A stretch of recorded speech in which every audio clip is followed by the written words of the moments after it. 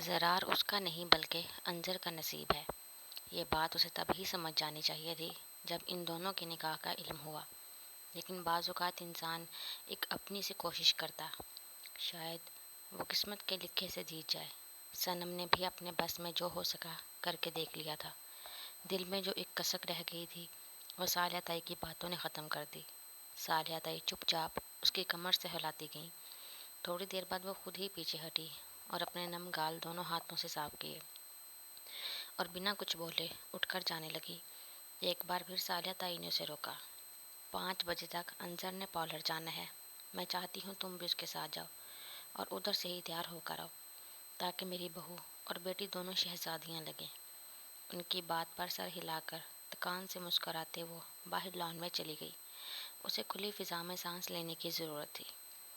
5 بجے کے قریب زرار نے گاڑی دین مینشن کے پورچ میں کھڑی کرتے ہارن کیا، جس پر اس کے انتظار میں بیٹھی انظر اور صنم باہر گئی۔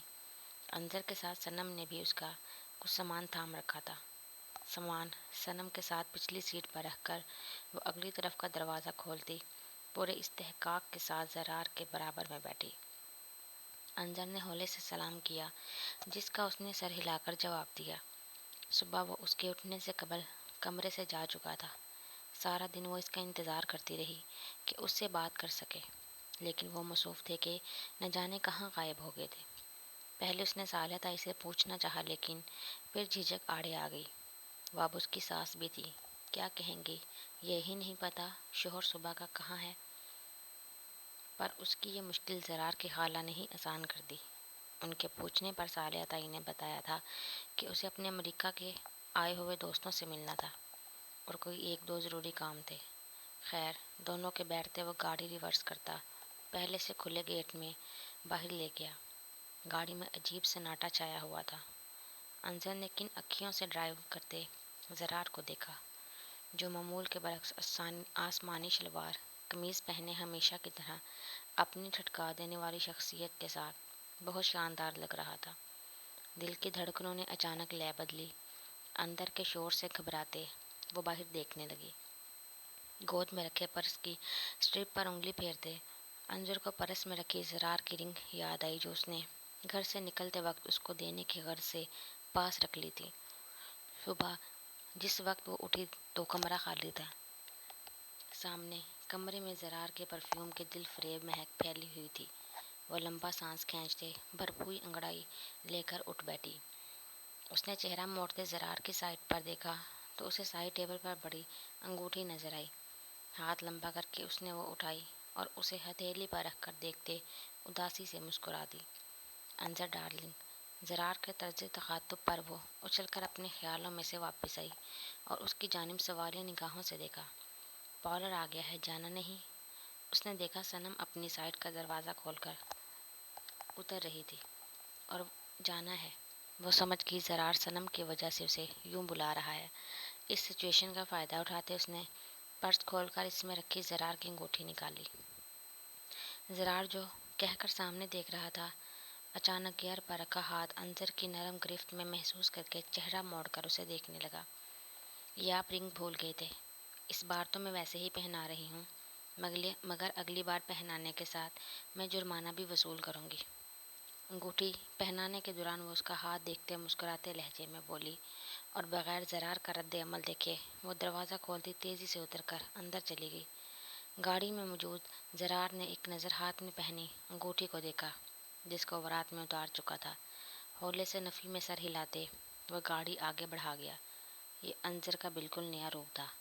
اندر آ کر اسے یاد آیا کہ وہ گاڑی سے سامان تو نکالنا بھول گئی۔ وہ واپس پلٹنے لگی جب صنم نے اسے پکارا، انظر کہاں جا رہی ہو؟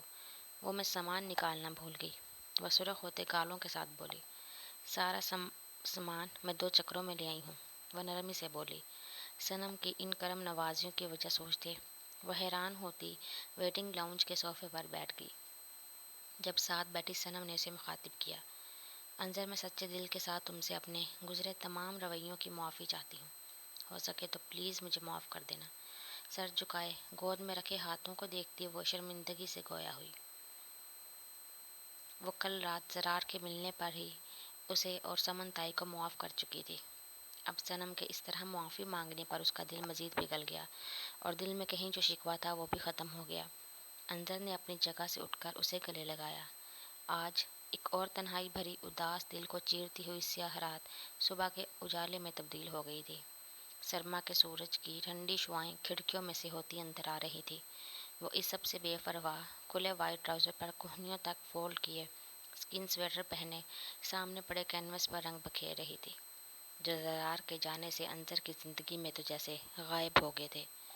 آج زرار کو گئے پورا ایک ماہ ہو گیا تھا، یا یہ کہنا بہتر ہوگا کہ آج انظر کی زرار کو دی گئی ہجر کی سزا کاٹتے پورا ایک ماہ بیت گیا تھا۔ اس ماہ کا ہر پل، ہر گھڑی، ہر گھنٹہ، ہر دن انظر نے اسے اس کے ساتھ گزارے وقت کو یاد کرتے گزارا تھا۔ رنگ برنگے پھولوں سے بنی پینٹنگ مکمل کر کے سائڈ پر اپنے نام کے ساتھ تاریخ لکھتے اس نے یاسیت سے سوچتے سر جھٹکا۔ پچھلے ایک ماہ سے روز رات کو اس کا یہ معمول تھا۔ ولیمے سے اگلے روز اچانک اس کے جانے کی خبر ماں سوائے دادا جان سب کے لیے حیرت انگیز تھی۔ یہی وہ آخری بات تھی جس میں اس نے دادا جان کی نرمی کا فائدہ اٹھایا تھا۔ صالحہ تائی تو باقاعدہ رو پڑی تھی۔ انہیں تو یہی معلوم تھا کہ اس نے لیو لے لی ہے، پھر اچانک ایسے کیوں؟ زرار نے انہیں بہت مشکل سے راضی کیا تھا۔ انظر، اس کا تو ذہن ہی معاف ہو گیا تھا۔ اس نے بارہا زرار سے بات کرنے کی کوشش کی، مگر اس نے جانے سے قبل انظر کو ایک موقع نہ دیا۔